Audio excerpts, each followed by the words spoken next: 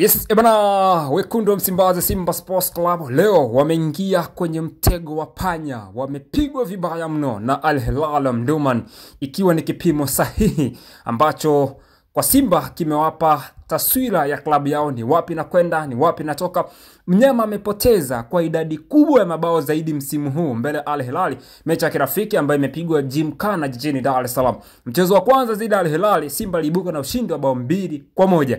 Lakini leo mambo yamekwenda ndivyo isivyo. Mnyama amekung'utwa bao 4+, kwa maana kwamba wao walipata bao 1 kwenye kipindi cha kwanza wakati Al Hilal akiwa na bao 2. Baada ya kwenda mapumziko wakarudi, Al Hilal wakaongeza mabao mengine 4, zikawa ni goli 4-1. Lakini habari sio hizo tu. Hii imetoa taswira ni kwa kiasi gani Simba ni wabovu kwenye eneo lao la mwisho la kuhakikisha kwamba hawaruhusu idadi kubwa ya mabao. Hapa hatuwezi kuwatetea kwa sababu Simba tunafahamu walinzi wao wote wakati wapo. Rushain Deruku yupo, Chamuka Rabwe yupo. Je, nini hasa tatizo kwa Simba kuweza kuconcede mabao yote 4? Leo hii tumemwona Wilson Nangu akiwa kwenye eneo la mwisho, lakini bado mnyama amechezea kichapo kizito kutoka kwa Al Hilal. Kumbuka timu zote zinajiandaa na michuano ya CAF Champions League ambapo Simba atamenyana dhidi ya Nsingizini Hotspurs, lakini Al Hilal wao watakwenda kucheza dhidi ya Kenyan Police ya nchini Kenya. Mnyama amepoteza game ambayo